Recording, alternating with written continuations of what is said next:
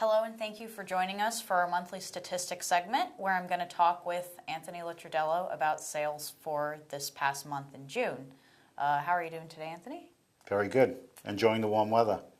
And me too. Always a pleasure to talk to you. Yes. I was going to start out by talking about, we had a lot of standout numbers this month. First of all, we had a pretty big monthly sales increase from May to June of this year, and also compared to June of last year. We had 295 homes sold in June, and that's 14% higher than May of this year, and it's also 15% higher than June of last year. So it appears this was a pretty good month. Well, I think when you look at the numbers, for the last few months, all the numbers have consistently increased.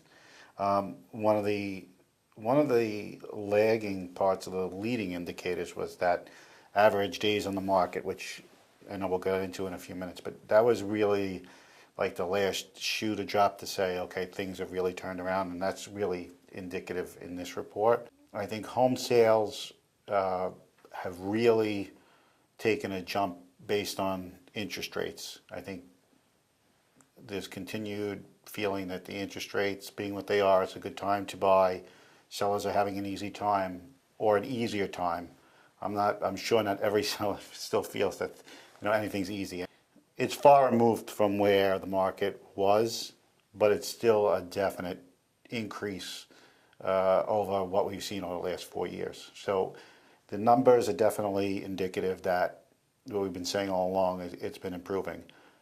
The one thing to kind of make note of is there was a significant increase in the interest rates, and we did see a little bump downward in activity, which may show up in the coming months. It's a little too early to tell, but it definitely bumped in terms of activities, home buying activities concerned. So by interest rates, you mean mortgage rates?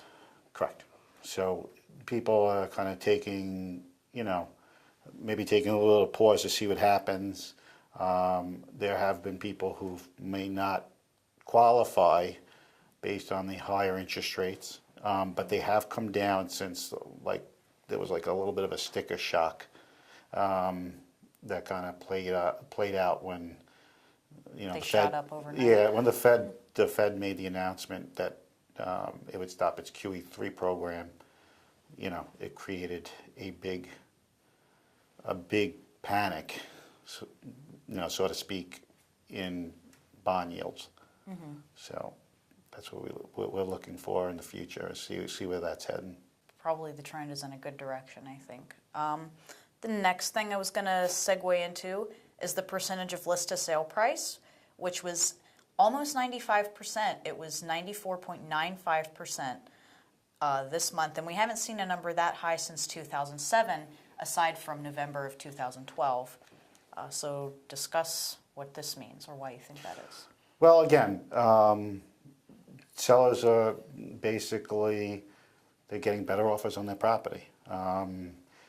It's all indicative of what we're seeing across the board as far as a healthier market.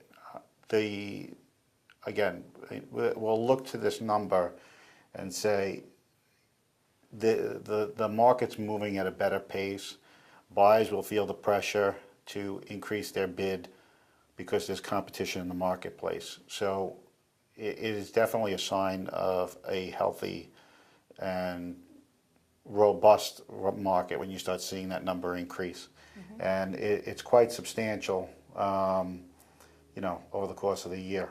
So it's really looking like things are turning around. I still would just give a little bit of pause to say, let's see how interest rates play out in the next couple of months before you really could establish a long-term trend. It is a fundamental, one of the strongest fundamental impacts on the real estate market is how those interest rates work in buyers' favor. Which you can learn more about by checking out our mortgage blog and mortgage videos every week. The last thing that I wanted to discuss is sort of a two-parter. We saw large decreases in the amount of time taken to sell properties, both yearly and monthly. Average days on the market was at 156, and that's the lowest it's been in roughly a year. So the entire month's inventory only took just a little bit over 8 months to sell, which is the lowest we've seen since the tax credit in 2010. So explain what these numbers mean. When you say the current inventory is at 2,400 available homes for sale, well, that number has increased throughout the year. It's actually showing that you get 8 months to remove all that inventory from the market. So that's decreasing while the amount of available homes are increasing, which it's showing that as homes are seeming to come on the market, they're seeming to sell, again, much better than they were. And you think of current inventory increasing and months inventory decreasing, it's actually showing that the health of the market. With 295 sales, again, that is the best sales month since really the tax credit, which was, I don't even, it's an anomaly more than it was a fact about how many sales took place that month because of the stimulus. Without the stimulus, you may not have seen it anywhere near those numbers in 2010. So, I mean, removing that, I believe it's about 6 years since we've seen that many sales in a month on the residential side. So the one other aspect that needs to be looked at is the average median sold price. It's the second month in a row that it's been over 400. Now, there's been what I call some months where it has come over the 400,000 sales mark, but the one thing to recognize is that sometimes you'll have an anomaly in the statistics where a very expensive home will sell and it will impact the entire market for the month. When you have 2 months in a row, it's pretty indicative that actually prices are steadily increasing for home buyers. So that there is an indication that, with the median home sale price rising here on Staten Island, that prices are in fact increasing. People tend to jump the gun as far as what that exactly means for the value of their particular home. And it's, again, you're looking at a very, very small, what we call small sample size. While it is an improvement, there are different segments within the market, depending on prices, that this has more of an impact than it doesn't. Meaning like homes between 300 and 400, between 500 and 600, and 700 and 900. This is, each of these segments have their own set of criteria as to where values go. So it's very important to understand that while this median home sales price number has increased, certain parts of the market are definitely improving over others. And that's in your more affordable, what I call first-time home buyers. As you start moving up into the price spectrum, I still think that it's a little bit soft because of the qualification levels of buyers need to be much greater.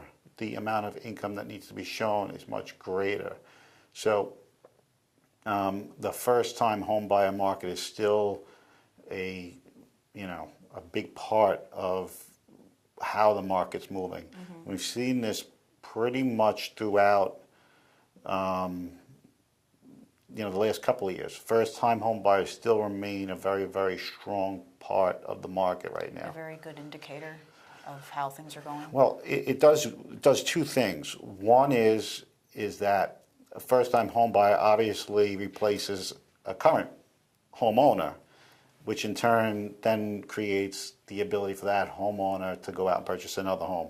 So as you increase this run of home sales, you're basically driving more people maybe into the higher segment, the higher price market segments than the current, where I think while home buyers in the move-up stage, yes, they're willing to go up maybe $100,000 in the sale price. So if you're looking at $400,000 home sales, maybe they're in the $550 range, where one time that those people may even went as high as $800. So people are more fundamental about what they want in their home, as far as how much house I need for the money, and it's the fundamentals are much stronger in that sense.